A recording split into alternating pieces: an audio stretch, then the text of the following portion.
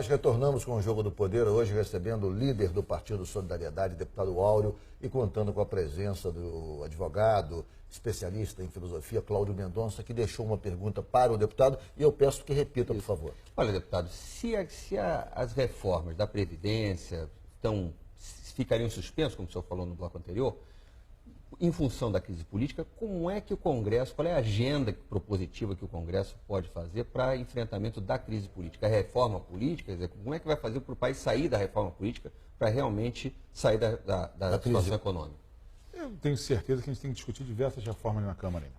É tributária, tem a reforma política, mas tem projetos que têm que ser colocados em pauta rápido, como taxar as grandes fortunas.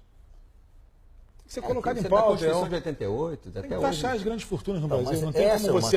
Essa é uma questão. É uma agenda positiva, uma agenda importante para o país. Exatamente, mas essa é uma questão que a população observa, porque tenta-se fazer reforma cortando por baixo e não se faz nada cortando por cima. E isso, você só quer penalizar o trabalhador. Isso. O pobre paga a conta. E a população tem a percepção disso, que se essas coisas caminhassem em conjunto, pelo menos teria a percepção de uma certa postura... uma verticalidade, todos os setores. Paritária, mas na verdade não é assim, isso gera uma insatisfação. Você vê também que a luz acendeu amarelo quando Brasília parou, com a grande manifestação que parou Brasília agora, no mês de maio. Então, acho que é fundamental, e o governo está muito alerta a isso, de trabalhar esse tema com mais cautela, de dialogar com a sociedade, de entender que não dá para ter privilégio para alguns setores, e entender que tem que ser uma reforma do povo brasileiro. Não pode ser uma reforma do Planalto. Tem que ser uma reforma do povo brasileiro, discutida com a Câmara dos Deputados. E eu tenho certeza que os deputados estão muito atentos. Eles vão ter que colocar o voto nominal. Colocar de quem votou a favor e quem votou contra. Quem defende o trabalhador, quem é contra o trabalhador. Quem está tirando direito de trabalhador e quem está lhe mantendo direito de trabalhador. Então não passa. É decisivo. A minha conclusão que após essa fala é que não passa. Agora, a gente tem que fazer alguma coisa? Tem alguma... Se fatiar a reforma, tem alguns temas que dá para votar? O que dá para votar, por exemplo? O que o senhor acha que dá para votar? A questão de você trabalhar a questão das pensões. Sim. É um tema que tem que ser votado. Sim. Você tem que fatiá-la. Eu acho que o maior problema da reforma hoje está na idade mínima. É onde o governo não quer ceder, que não quer dialogar, e a idade mínima eu vejo como um grande problema. A regra de transição do governo já chega quase na regra proposta que a gente fez, de 30%, só que ele embolou tanto na forma de explicar que não está clara para a sociedade, não está clara para você fazer o debate. Então, eu acho que tem algumas coisas que pode fatiar, pode ser votada, pode ser colocada em prática no país, mas não dá para votar a reforma completa como o governo quer colocar hoje. Basta saber se o ministro Henrique Meirelles vai estar disposto a fatiar a reforma da Previdência. Ele chegou a dizer que concessões, além do que já foi feito, não tem sentido. Vai desfigurar a reforma totalmente. O ministro desenvolve papel. Claro, ele está sempre duro na reforma, ele está vendo a economia.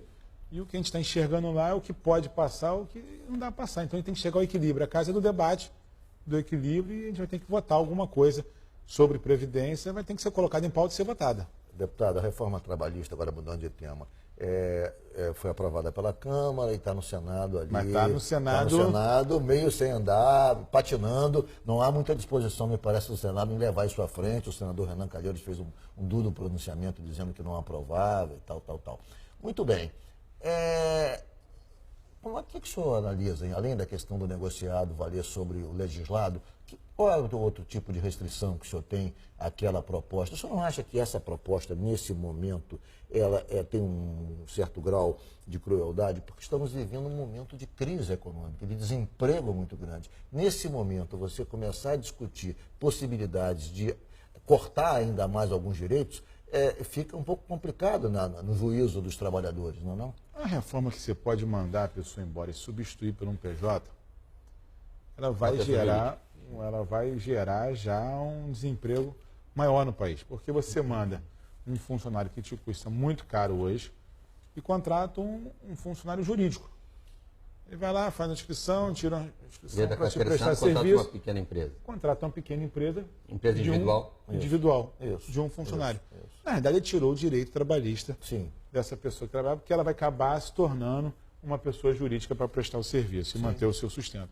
Então, a reforma tira direitos conquistados do trabalhador. Mas a gente tem que enxergar o outro lado. É uma reforma dura, que tem muita parte que tem que ser aproveitada, mas ela limitou alguns cenários que ela foi debatida com muita velocidade na Câmara. Porque você cria uma comissão especial, debate com alguns deputados, chega no plenário querendo votá-la com uma velocidade muito grande. Dias foi aprovada. Urgência foi reprovada, depois votou urgência de novo para aprovar a reforma. Ela não teve tempo de fazer o debate no plenário com os 513 deputados, que seja amadurecido e construído um texto perfeito. Você vê o seguinte, o governo quando mandou, e a grande discussão que ela ganhou muita força, porque as pessoas queriam tirar o imposto sindical.